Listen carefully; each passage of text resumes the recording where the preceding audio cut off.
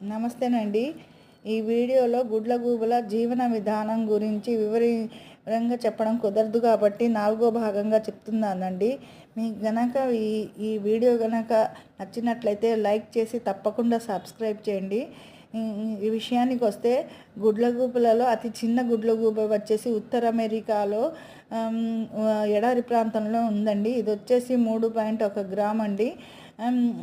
పెద్దది వచ్చేసి 2 కేజీల నుంచి 4 కేజీల వరకు ఉంటాయండి. ఇవి జాతులను బట్టి వాటి జీవన కాలము నిర్ణయించబడుతుందండి. చిన్నవి వచ్చేసి 2 నుంచి 4 సంవత్సరాల వరకు బ్రతికితే పెద్ద వచ్చేసి 15 నుంచి 20 సంవత్సరాల వరకు బతుకుతాయండి.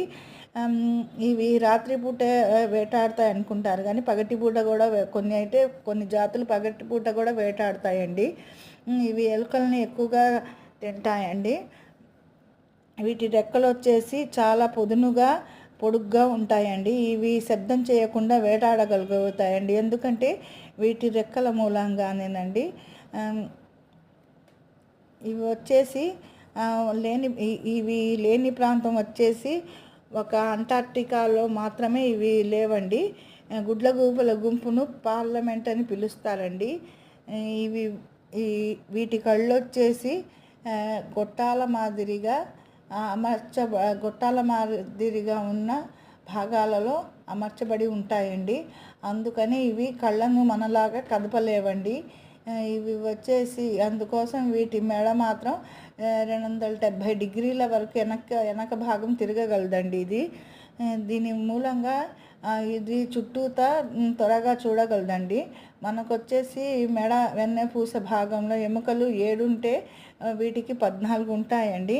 మన వినికిడి శక్తి కన్నా వీటికి 10 రెట్లు ఎక్కువగా వినికిడి శక్తి ఉండిద్దండి. అందుకోసం ఇవి చురుగ్గా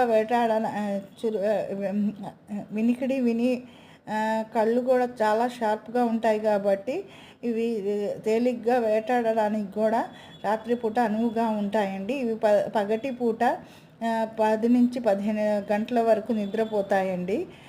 ఇవి వచ్చేసి ఎక్కువగా నేలను త్రవ్వి గుంటలుగా చేసుకుని బ్రతుకుతాయి. కొన్ని చెట్ల గూళ్ళలోను, కొన్ని చెట్ల తొర్రల్లోనూ, కొన్ని పాడుపడ్డ వాటిల్లో నివసిస్తూ ఉంటాయండి. ఇవి ఎక్కువగా ఒంటరిగా జీవించడానికి ఇష్టపడతాయండి. కొన్ని మాత్రమే జంటగా నివసిస్తాయి, కొన్ని మాత్రమే గ్రూపులుగా నివసిస్తాయండి. థ్యాంక్ యూ అండి.